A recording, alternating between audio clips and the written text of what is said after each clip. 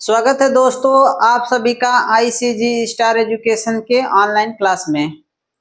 जवाहर नवोदय विद्यालय की तैयारी कर रहे हैं, जो कि पूरा सिलेबस के अकॉर्डिंग तैयारी हो रही है। तो जो भी सिलेबस में है हम उसे किसी को भी छोड़ेंगे नहीं, पूरा सिलेबस के आधार पर तैयारी करेंगे। तो उसमें हिंदी में जो सामान्य व्याकरण दिया है उसके बारे में आज हम जानेंगे। हम लोग विलोम शब्द, पर्यायवाची शब्द और शब्दार्थ को हम लोग अच्छी तरीके से पढ़ लिए हैं। वीडियो प्लेलिस्ट में पढ़ी है, आप लोग जाके देख सकते हैं। आज हम लोग पढ़ेंगे कि जितने भी व्याकरण हैं आज इसको खत्म कर देंगे। तो अगर वीडियो अच्छा लगती है तो वीडियो को शेयर करें। जो भाई चैनल पे नए आते हैं चैनल को सब्सक्राइब करिए। आगे देखिए, आज हम लोग पढ़ेंगे सबसे पहले संज्ञा। आराम से समझेंगे कि संज्ञा क्या होता है। ठीक, जिस शब्द के द्वारा किसी व्यक्ति, वस्तु, स्थान अथवा भाव के नाम का बोध हो उसे संज्ञा कहते हैं। जैसे देखिए, तो किसी व्यक्ति का नाम आ जाए, जैसे महात्मा गांधी, मेज, कुर्सी, अस्पताल, लाल किला, ईमानदारी, बुराई। तो देखिए इसमें किसी व्यक्ति का नाम हो, किसी स्थान का नाम हो, ठीक, किसी नदी पर्वत का नाम हो, नाम होना चाहिए। जैसे नदी का नाम हो जाएगा गंगा, पर्वत का नाम हो जाए जैसे कि माउंट एवरेस्ट, ठीक, कंचनजंगा। तो ये किसी स्थान का नाम हो गया, जैसे पटना, दिल्ली, हरियाणा, गुड़गांव। तो ये सब क्या हो जाएंगे, नाउन हो जाएंगे, या तो नाउन या संज्ञा हो जाएंगे। ठीक, अब संज्ञा के भेद देखिए कि संज्ञा के भेद क्या होते हैं। संज्ञा अगर आप लोगों को समझ में आ गई, भाव भी जैसे कि ईमानदारी, बुराई, ये भी क्या होंगे, तो संज्ञा के ही प्रकार हो जाएंगे। अब संज्ञा के भेद यानी कि टाइप ऑफ नाउन, संज्ञा के भेद, संज्ञा के प्रकार देखिए क्या क्या होते हैं। तो संज्ञा के प्रकार देखते हैं हम। कह रहा है कि मुख्यतः संज्ञा के 5 भेद होते हैं। क्या कह रहे हैं कि संज्ञा के मुख्यतः 5 भेद होते हैं। इन पांचों भेदों के बारे में हम अच्छी तरीके से समझेंगे कि संज्ञा के कौन कौन से 5 भेद होते हैं। एक नंबर देखिए, एक नंबर कह रहा है व्यक्तिवाचक संज्ञा। जिन शब्दों से किसी विशेष व्यक्ति, स्थान या वस्तु के नाम का पता चले व्यक्तिवाचक संज्ञा कहते हैं। जैसे देखिए, स्वामी विवेकानंद, नरेंद्र मोदी, रामायण, गीता, रूस, अमेरिका, दिल्ली। तो ये किसके अंतर्गत आ जाएगा, तो ये आ जाएगा व्यक्तिवाचक संज्ञा के अंतर्गत। यानी कि किसी व्यक्ति का नाम हो, किसी स्थान का नाम हो, यानी कि प्रॉपर नाउन हो। इंग्लिश में जिसे प्रॉपर नाउन कहा जाता है उसे ही हिंदी में क्या कहा जाता है, तो व्यक्तिवाचक संज्ञा कहा जाता है। ये बात आप लोगों को समझ में आ गई। जातिवाचक संज्ञा। जातिवाचक संज्ञा देखिए, जो शब्द किसी प्राणी, वस्तु या स्थान की पूरी जाति का बोध कराते हैं उन्हें जातिवाचक संज्ञा कहते हैं। जैसे पशु, पक्षी, पहाड़, शेर, चीता, फूल, पुस्तक आदि। अब यही देख लीजिए कि ये पूरे जाति का कैसे बोध कराएगा। हम एग्जाम्पल से बता रहे हैं कि अगर इस पशु में से आप गाय कह दें, इस पशु में से, जैसे कि पशुओं का भी नाम होता है, बहुत लोग अपने पशुओं का, जैसे कुत्ते का नाम रख लेते हैं टॉमी, शेरू। तो अगर उसका नाम है तो वो व्यक्तिवाचक संज्ञा के अंतर्गत चला जाएगा, लेकिन अगर पशु के अंतर्गत आएगा तो वो जातिवाचक संज्ञा के अंतर्गत आ जाएगा। जैसे पहाड़ के लिए आप लोगों को बताए हैं कि माउंट एवरेस्ट, अगर माउंट एवरेस्ट आएगा तो वो व्यक्तिवाचक संज्ञा के रूप में चल जाएगा, लेकिन पहाड़ क्या हो जाएगा, तो जातिवाचक समूह के अंतर्गत आ जाएगा। उसी तरह से पुस्तक के लिए भी देख लीजिए, तो यहाँ दिया है रामायण एक क्या है, पुस्तक है, गीता क्या है, एक पुस्तक है, या गीता किसी का नाम भी हो सकता है। तो पुस्तक का भी नाम अगर होगा तो व्यक्तिवाचक संज्ञा होगा, और पूरी पुस्तक यानी कि पुस्तक को ही दिखा रहा है, उसमें बहुत सारी पुस्तकें शामिल हो सकती हैं, तो वो क्या हो सकता है, तो वो हो सकता है जातिवाचक संज्ञा। तो ये आप लोग अच्छी तरीके से सीख गए कि जातिवाचक संज्ञा क्या कहलाता है। अब अगला देखिए भाववाचक संज्ञा। भाववाचक संज्ञा को देखिए कि भाववाचक संज्ञा किसे कहा जाता है, तो वे संज्ञा शब्द जिससे किसी प्राणी या वस्तु का भाव, गुण, दोष, अवस्था, दशा आदि का बोध होता है भाववाचक संज्ञा कहते हैं। जैसे देखिए मिठास, बुढ़ापा, थकान, लंबाई, बचपन, ये क्या है? तो किसी के गुण, दोष, अवस्था इनके बारे में बता रहा है, तो ये क्या हो जाएंगे? भाववाचक संज्ञा हो जाएगी। जैसे मिठास है, बुढ़ापा है, थकान है, लंबाई है, बचपन, ये भाववाचक के क्या है? उदाहरण हैं। अब द्रव्यवाचक संज्ञा देखिए, द्रव्यवाचक संज्ञा क्या हो जाएगी? तो जो संज्ञा शब्द किसी धातु, द्रव्य, पदार्थ आदि का बोध कराते हैं उन्हें द्रव्यवाचक संज्ञा कहते हैं। जैसे सोना, लोहा, घी, दूध, तेल, चावल, चीनी, ये सब किसके अंतर्गत आ जाएंगे? तो ये द्रव्यवाचक संज्ञा के अंतर्गत आ जाएंगे। ठीक, यानी कि जिसका हम मान वजन में करके लाते हो, लीटर में नापते हो, ठीक, तो उसे ही हम क्या कहते हैं? द्रव्यवाचक संज्ञा कहते हैं। आप लोगों को समझ में आ गई ये बात? बस हमसे एग्जाम्पल में पूछेगा कि सोना कौन सा संज्ञा का प्रकार है, लोहा कौन से संज्ञा का प्रकार है, तो हम लोग बता लेंगे अगर जब हम ये एग्जाम्पल जानते रहेंगे तो द्रव्यवाचक संज्ञा का प्रकार है। बुढ़ापा, थकान, मिठास को पूछेगा कि ये किस संज्ञा का रूप है, तो हम लोग ये बता लेंगे कि ये भाववाचक संज्ञा का प्रकार है। जैसे रामायण, नरेंद्र मोदी, स्वामी विवेकानंद, ये पूछे तो हम लोग बता देंगे कि व्यक्तिवाचक संज्ञा का प्रकार या उदाहरण है। समूहवाचक संज्ञा देखिए, जिन संज्ञा शब्दों से एक ही जाति के व्यक्तियों या वस्तुओं के समूह का बोध होता है उन्हें समूहवाचक संज्ञा कहते हैं। जैसे देखिए सेना, परिवार, दल, संघ, समूह, इन सब से क्या होगा? तो समूहवाचक का बोध होगा। तो समूहवाचक के जो एग्जाम्पल हो जाएगा, सेना हो जाएगा, परिवार हो जाएगा, दल हो जाएगा, संघ और समूह। ठीक, तो ये आप लोग अच्छी तरीके से समझ गए। अब देखिए ये हो गया हमारा कंप्लीट, यहां से संज्ञा, संज्ञा क्या हो गई? कंप्लीट हो गई। आप लोग संज्ञा के बारे में अच्छी तरीके से समझ लिए, बस इतना ही समझना है, बहुत ज्यादा संज्ञा के बारे में नहीं समझना। अब आइए सर्वनाम के बारे में समझते हैं कि सर्वनाम क्या होता है। सर्वनाम को देखिए, तो जो शब्द संज्ञा शब्दों के स्थान पर प्रयोग किए जाते हैं वे सर्वनाम कहलाते हैं। जैसे मैं, हम, तू, तुम, यह, वह, जो, कोई, कुछ, कौन, स्वयं आदि, तो ये सब क्या है? सर्वनाम है। यानी कि जो भी इसमें से दिया गया है किसी भी नाउन के स्थान पे यानी कि संज्ञा के स्थान पे ये शब्द प्रयोग होते हैं, तो इसलिए इन्हें हम क्या कहते हैं? सर्वनाम कहते हैं। ठीक, जैसे किसी व्यक्ति का नाम न लेकर के उसे कह दिया जाए कि तुम, तो वो क्या हो गया? उसके नाम के जगह पे यानी कि नाउन के जगह पे तुम का प्रयोग हुआ या यह का प्रयोग हो या वह का, तो यही क्या हो जाएगा? सर्वनाम हो जाएगा। ठीक, सर्वनाम के भेद कितने होते हैं? तो सर्वनाम के कुल 6 भेद होते हैं। आइए देखते हैं कि सर्वनाम के कौन कौन से 6 भेद होते हैं, इनके बारे में जानेंगे। तो पहला देखिए पुरुषवाचक सर्वनाम। पुरुषवाचक सर्वनाम, पुरुषवाचक सर्वनाम को देखिए, तो पुरुषवाचक सर्वनाम जिन सर्वनाम शब्दों का प्रयोग बोलने वाले, सुनने वाले या अन्य व्यक्ति के लिए किया जाता है उन्हें पुरुषवाचक सर्वनाम कहते हैं।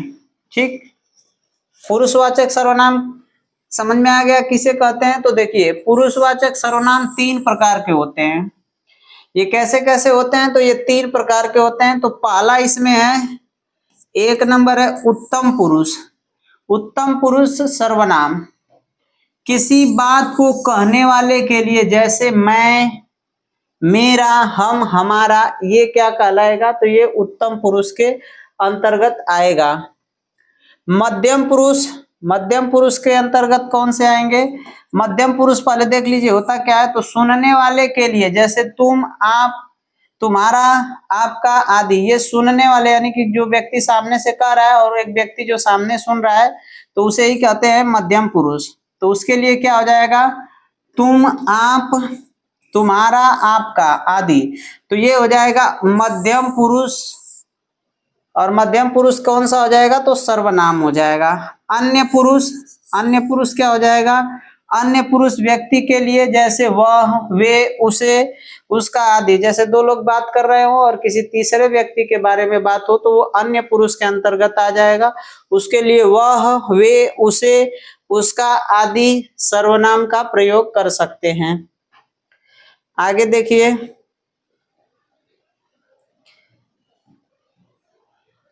निश्चयवाचक सर्वनाम। दूसरा जो है सर्वनाम का प्रकार वो है निश्चयवाचक सर्वनाम। निश्चयवाचक को देखते हैं। जो सर्वनाम शब्द किसी निश्चित व्यक्ति, वस्तु या घटना की ओर संकेत करे उसे निश्चयवाचक सर्वनाम कहते हैं। जैसे यह, वह। अब ये इसमें किसी नहीं आएगा, किसी आदि, किसी नहीं आएगा इसमें, ठीक। यह और वह आएगा। जैसे यह मेरा भाई है, यह मेरा भाई है, निश्चित एकदम कर रहा है कि यह जो है, ये लड़का जो है ये मेरा भाई है, निश्चित है, एकदम कंफर्म है, तो यह क्या हो जाएगा, निश्चयवाचक सर्वनाम हो जाएगा। वह उसकी गाड़ी है, कंफर्म है कि वो जो गाड़ी है वह उस व्यक्ति की गाड़ी है, वह उसकी गाड़ी है, यानी कि ये भी क्या है, एक निश्चित है। निश्चित है यानी कि यह वह उसकी गाड़ी है, यानी कि निश्चित सर्वनाम हो जाएगा, निश्चयवाचक सर्वनाम, ठीक। अनिश्चयवाचक सर्वनाम। अनिश्चयवाचक सर्वनाम क्या होता है देखिए, तो जो सर्वनाम शब्द किसी निश्चित व्यक्ति या वस्तु का बोध न कराएं, ठीक, किसी निश्चित व्यक्ति और वस्तु का बोध न कराएं, उन्हें ही क्या कहते हैं, अनिश्चयवाचक सर्वनाम कहते हैं। इसमें आ जाएगा जैसे कोई, कुछ और किसी। इसमें आ जाएगा किसी, इसमें सही रहेगा, इसमें नहीं रहेगा। जैसे कोई व्यक्ति, तो कोई का मतलब कि झुंड में बहुत सारे व्यक्ति हैं, किसी का भी वो समान हो सकता है। कोई किसी व्यक्ति का गाड़ी हो, किसी व्यक्ति का गाड़ी है, किस व्यक्ति का गाड़ी है नहीं पता, यानी कि निश्चित नहीं है, ठीक। कुछ लोग घूमने जा रहे हैं, कितने लोग घूमने जा रहे हैं निश्चित नहीं है। तो जब कोई बात निश्चित ना हो तो इसे ही हम अनिश्चयवाचक सर्वनाम कहते हैं, ठीक। अगला देखिए, अगला संबंधवाचक सर्वनाम। संबंधवाचक सर्वनाम को देखिए, संबंधवाचक सर्वनाम। संबंधवाचक सर्वनाम क्या कर रहा है कि जिन सर्वनाम शब्दों का प्रयोग किसी वस्तु या वस्तु का संबंध बताने के लिए किया जाता है वे संबंधवाचक सर्वनाम कहलाते हैं। जैसे जो करता है सो भरता है, जैसी करनी वैसी भरनी, ठीक। तो ऐसे में इसमें क्या कर रहा है कि संबंधवाचक सर्वनाम में कि शब्दों को क्या कर रहा है कि संबंध बताने के लिए जिन शब्दों का प्रयोग हो रहा है, जैसे जो करनी है, जो करता है सो भरता है, तो ये सब क्या है, जो करता है सो भरता है, ये जोड़ रहा है, शब्दों को जोड़ रहा है। जैसी करनी वैसी भरनी, तो शब्दों को जब जोड़े, संबंध बनाए शब्दों में, तो वही क्या कहलाता है, संबंधवाचक सर्वनाम कहलाता है, ठीक। अब एक अगला देखिए, प्रश्नवाचक सर्वनाम। प्रश्नवाचक सर्वनाम, तो इसका क्या हो जाएगा कि जिन सर्वनाम शब्दों का प्रयोग प्रश्न करने के लिए होता है वे प्रश्नवाचक सर्वनाम कहलाते हैं। जैसे क्या, कौन, कब, कहाँ आदि। ऐसे शब्द जिनका बोलते समय, बोध करते समय, उच्चारण करते समय ऐसा बोध हो कि कोई व्यक्ति हमसे प्रश्न कर रहा है।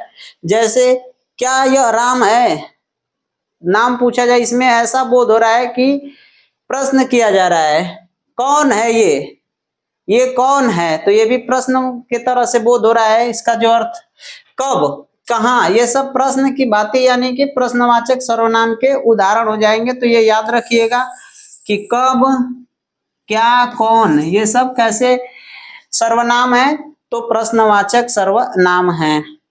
अगला देखिए, निश्चयवाचक सर्वनाम।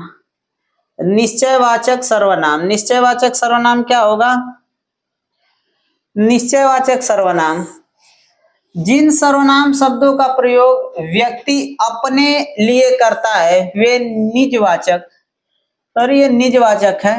निजवाचक सर्वनाम कहलाते हैं, जैसे स्वयं, खुद, अपने आप आदि। तो ये क्या हो गया, जो भी सर्वनाम, ऐसे सर्वनाम जिनका खुद के लिए प्रयोग किया जाए वही क्या कहलाते हैं, तो निजवाचक सर्वनाम कहलाते हैं। जैसे मैं खुद ही चल रहा हूं, इसमें जो खुद है ये क्या है, तो ये निजवाचक सर्वनाम है। वे यहाँ अपने आप आए हैं, वे यहाँ अपने आप आए हैं, तो ये क्या हो जाएगा, इसमें निजवाचक सर्वनाम हो जाएगा। तो इस तरह से हम संज्ञा के बाद सर्वनाम को क्लियर कर लिए। अब आगे चलिए विशेषण को समझते हैं कि विशेषण क्या होता है।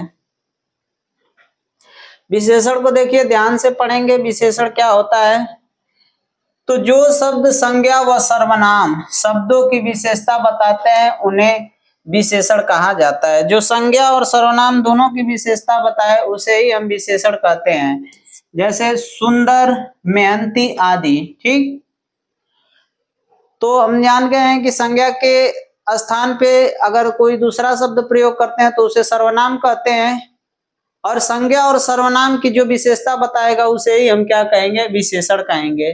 ठीक, जैसे विशेषण जिन शब्दों की विशेषता बताते हैं उन्हें विशेष्य कहते हैं। विशेषण जिन शब्दों की विशेषता बताएगा उसे हम विशेष्य कहेंगे। ठीक, जैसे सुंदर लड़की, मेहनती व्यक्ति। सुंदर कौन है, तो लड़की, मेहनती कौन है, तो व्यक्ति। तो यहाँ सुंदर शब्द लड़की की तथा मेहनती शब्द व्यक्ति की विशेषता बता रहा है, अतः यहाँ लड़की व्यक्ति विशेष्य शब्द हैं। ठीक, समझ लीजिएगा आप लोग।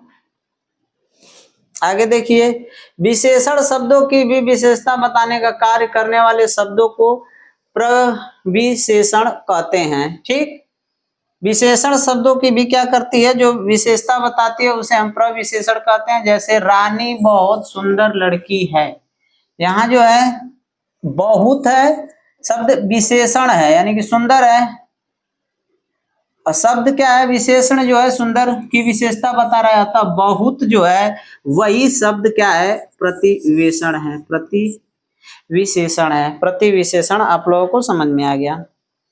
तो अब विशेषण के भेद देखें कि विशेषण के कितने भेद होते हैं। देखते हैं विशेषण के भेद कितने होते हैं। आइए देखें विशेषण के भेद। तो विशेषण के कुल 4 भेद होते हैं। विशेषण के कुल कितने भेद होते हैं, तो 4 भेद होते हैं। देखिए, गुणवाचक, संख्यावाचक, परिणामवाचक और सार्वनामिक। ठीक, जिन विशेषण शब्दों से संज्ञा अथवा सर्वनाम शब्दों के गुण दोष का बोध हो उसे ही क्या कहा जाता है, तो गुण विशेषण कहा जाता है या कहते हैं। जैसे अच्छा, लाल, पतला आदि। ठीक, जिन विशेषण शब्दों से संख्या का बोध हो वे संख्यावाचक विशेषण कहलाते हैं। क्या कहलाते हैं, जैसे 4 लड़के, इसमें 4 आया आगे, तो ये संख्यावाचक विशेषण हो जाएगा। ठीक, पंचम वर्ग, पंचम वर्ग का मतलब 5 वर्ग, यानी कि इसमें संख्या आ गया तो संख्या आ गया, तो इसे हम कह देंगे संख्यावाचक विशेषण। ठीक, अगला देखिए,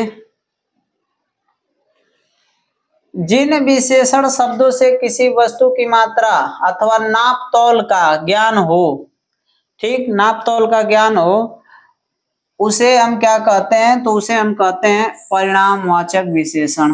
परिणामवाचक विशेषण किसे कहते हैं, जिसे नाप तौल के प्रकार में यूज किया जाता है। जैसे थोड़ा, थोड़ा, 3 मीटर, 4 किलो, ये सब किस में आ जाएगा, तो परिणामवाचक विशेषण के अंदर अंतर्गत आ जाएगा।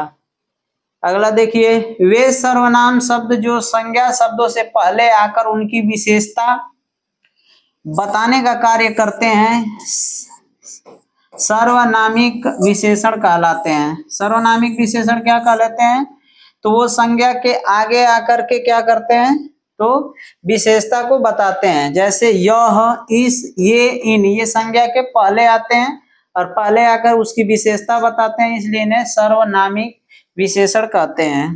ठीक, तो इस तरह से हम लोग विशेषण भी समझ लिए। अब आइए देखते हैं क्रिया। क्रिया क्या होती है? जिन शब्दों से किसी कार्य के करने या होने का बोध होता है उन्हें ही क्रिया कहते हैं।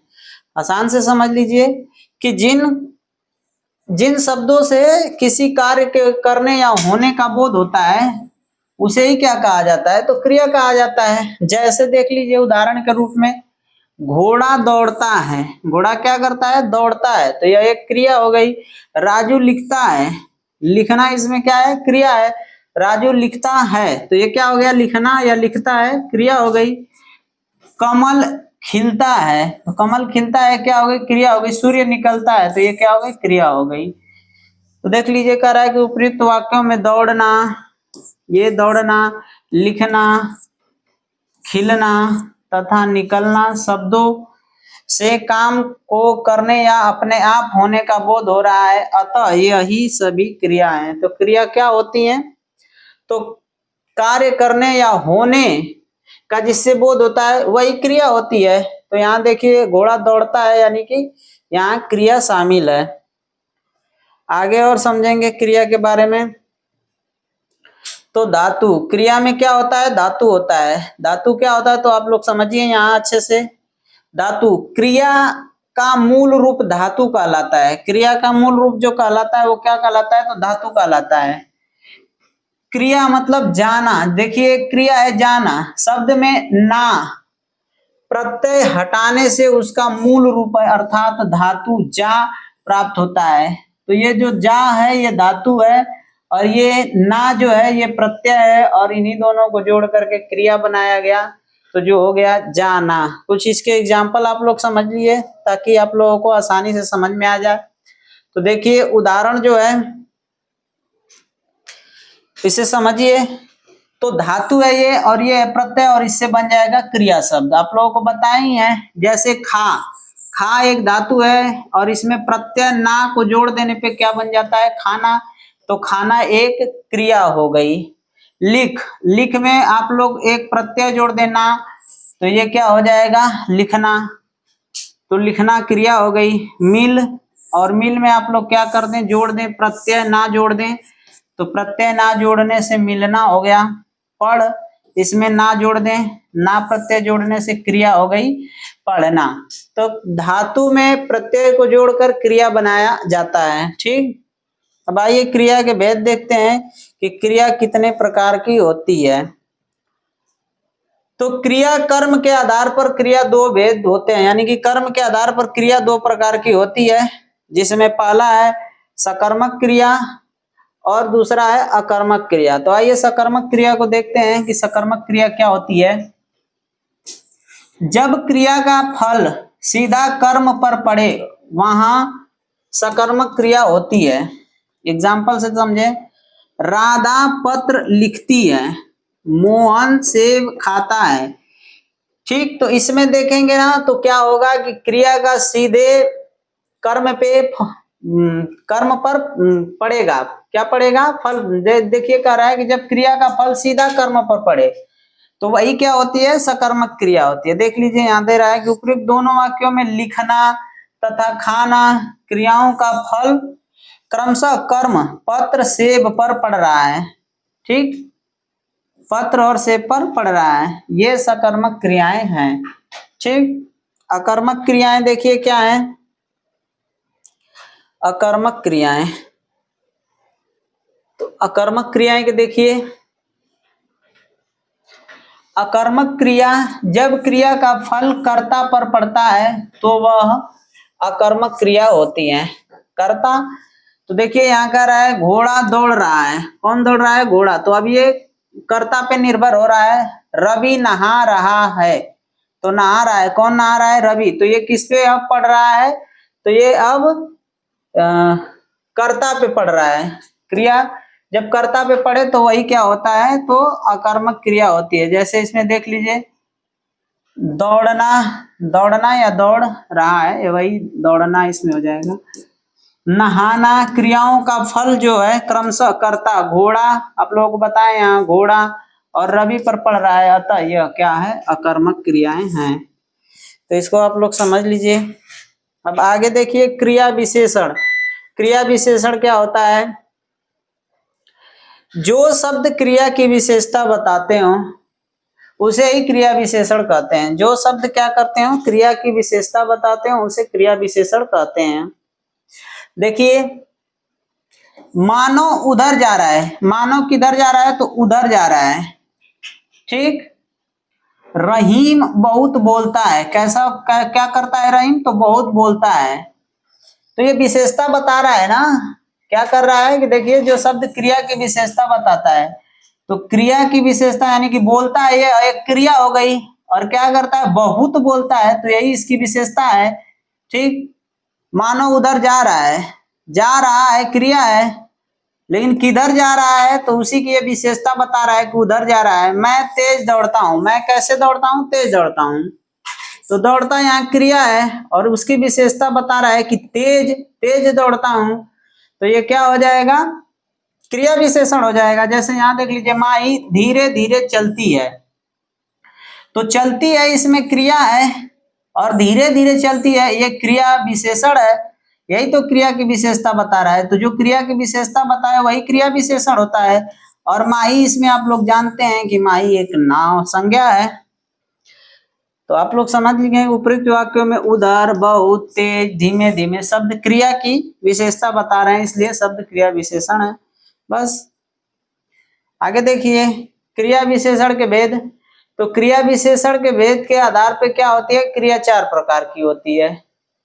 4 प्रकार की होती है, जिसमें पहला देखिए, स्थानवाचक क्रिया विशेषण। ठीक, कैसा, तो स्थानवाचक क्रिया विशेषण।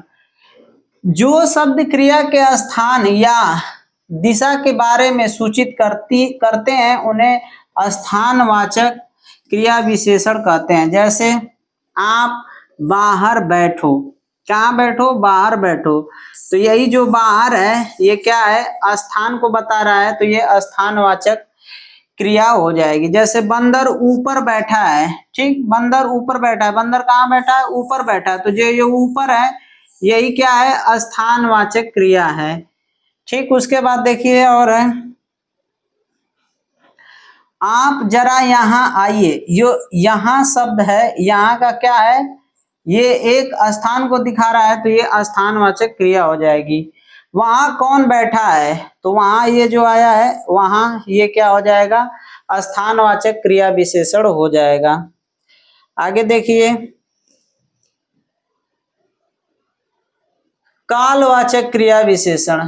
कालवाचक क्रिया विशेषण देखिए, तो जो शब्द क्रिया के होने के समय के बारे में बताते हैं उन्हें कालवाचक क्रिया विशेषण कहते हैं। जैसे आप आज आए, तो आज क्या है, इसमें काल है, टाइम है, समय बता रहा है, तो ये कालवाचक क्रिया विशेषण हो जाएगा। अभी, अभी क्या हो जाएगा, तो ये भी एक समय को बता रहा है, और जहां कभी समय की विशेषता समय को बताए वही कालवाचक क्रिया विशेषण हो जाएगा। जैसे परसों, ये भी क्या है, समय को बता रहा है। मनोज अब जा रहा है, अब जा रहा है, तो ये क्या हो जाएगा, जितने ये ट्रिक कर दिए हैं, जैसे कि आज, अभी, परसों, अब, यही कालवाचक क्रिया विशेषण कहलाएंगे। ठीक। अगला देखिए, परिणामवाचक क्रिया विशेषण। परिणामवाचक क्रिया विशेषण देखिए क्या होंगे, तो विशेषण जो शब्द क्रिया के परिणाम या मात्रा को प्रकट करें उन्हें परिणामवाचक क्रिया विशेषण कहते हैं। जैसे आपको कम बोलना चाहिए, कम जो है ये क्या बता रहा है, तो उसकी मात्रा यानी कि परिणाम को निश्चित कर रहा है, तो इसमें कम क्या हो जाएगा, परिणामवाचक क्रिया विशेषण हो जाएगा। पानी अधिक पीना चाहिए, पानी कितना पीना चाहिए, अधिक पीना चाहिए, तो ये जो अधिक है इसमें अधिक परिणामवाचक क्रिया विशेषण है। वह बिल्कुल नहीं पढ़ता, वह क्या करता है, बिल्कुल नहीं पढ़ता है, तो इसमें जो ये बिल्कुल है यही क्या है, तो परिणामवाचक क्रिया विशेषण है। आपने काफी लिखा, आपने क्या किया, काफी लिख दिया, तो इसमें जो काफी है ये क्या है, समय को बता रहा है कि कितना लिखा आपने, बहुत काफी लिख दिया, तो ये परिणामवाचक क्रिया विशेषण के एग्जाम्पल हो जाएंगे, ये जो हमने कवर किए हैं।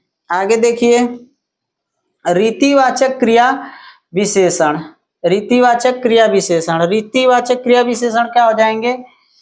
तो जो शब्द क्रिया की रीति या विधि को बताएं उन्हें रीतिवाचक क्रिया विशेषण कहते हैं। जैसे वह अचानक गिर गया, वह कैसे गिर गया? अचानक गिर गया। तो अचानक गिर गया, तो ये जो अचानक है इसमें क्या है? रीतिवाचक क्रिया विशेषण है।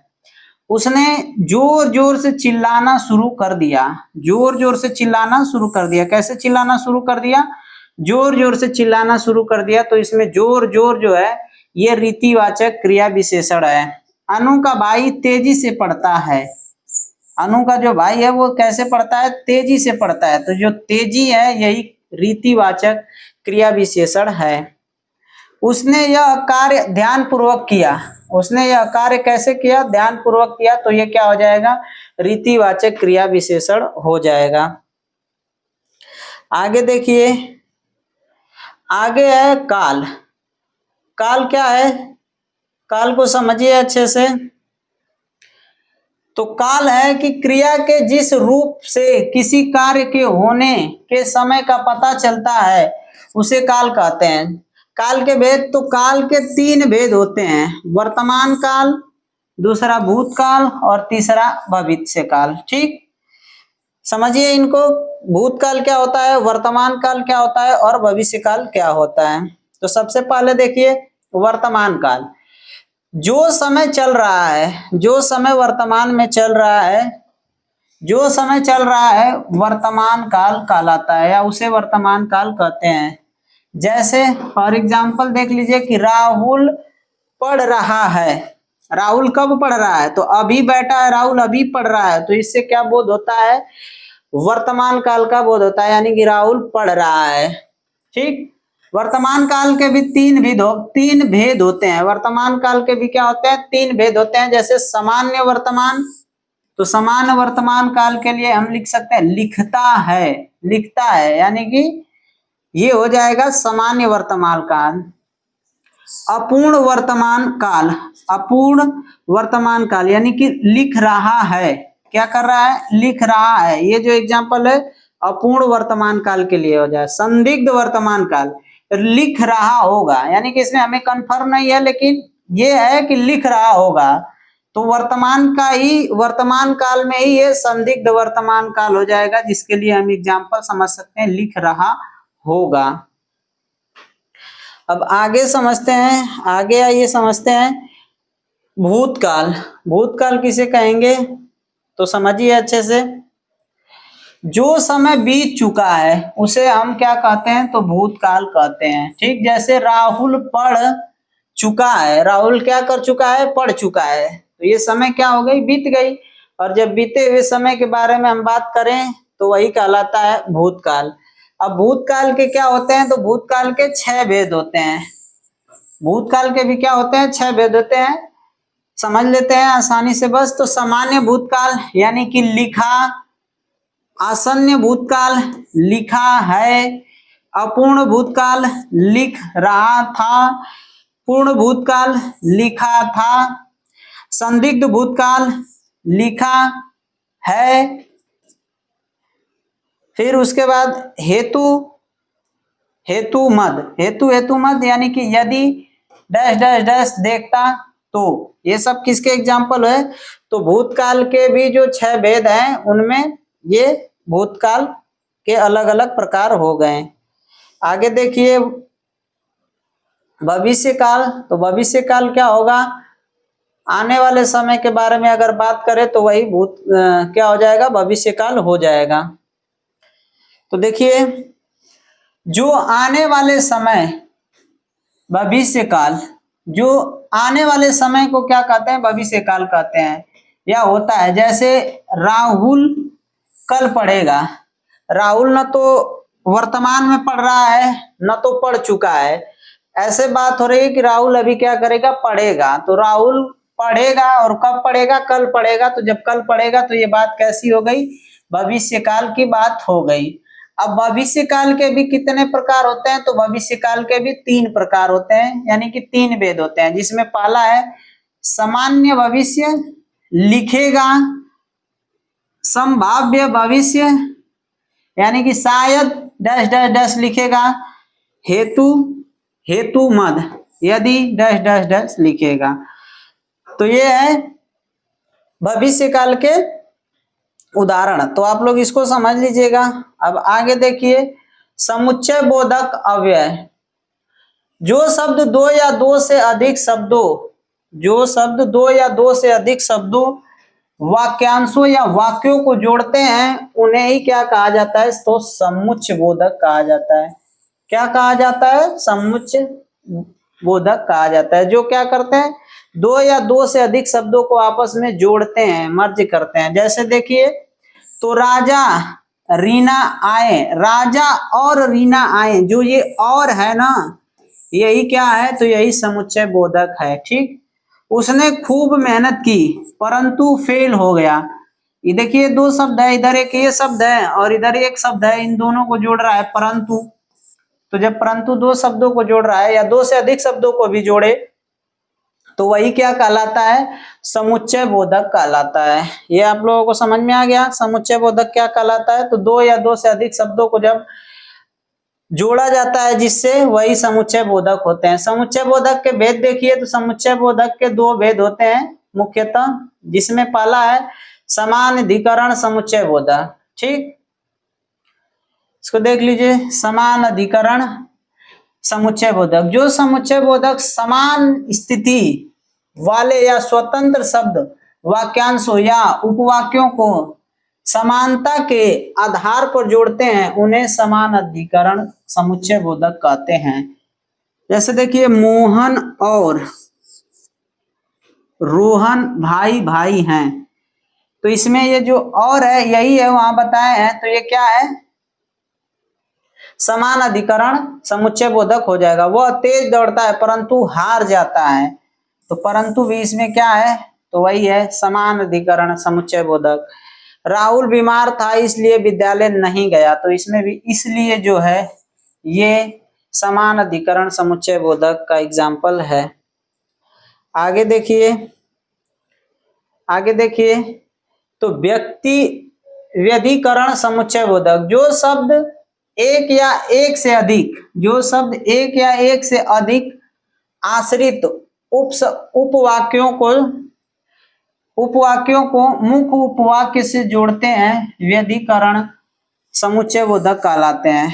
ठीक, राधा ने कहा कि मीरा बीमार है, तो ये मेन वाक्य है और इसको जो दूसरे वाक्य से जोड़ रहा है, यानी कि ये जो उपवाक्य है ये क्या है? उपवाक्य मतलब कि दूसरा वाक्य, उसको अगर जोड़ रहा है तो यही क्या कहलाएगा? व्यधिकरण समुच्चय बोधक कहलाएगा। राधा ने कहा कि मीरा बीमार है, इसको जोड़ रहा है, अधिक मेहनत करो ताकि उत्तीर्ण हो जाओ, तो ये मेन वाक्य है या मेन शब्द है या मेन है और ये उपवाक्य है, और जो उपवाक्यों को जोड़े मेन शब्द से वही क्या कहलाता है? तो व्यतिकरण समुच्चय बोधक कहलाता है। तो इसमें ताकि क्या हो जाएगा? व्यतिकरण समुच्चय बोधक हो जाएगा। तो ये थे पूरे व्याकरण के सामान्य बातें जो अब खत्म हो गई है। अब हम लोग जो क्वेश्चन में आएंगे उसको करेंगे।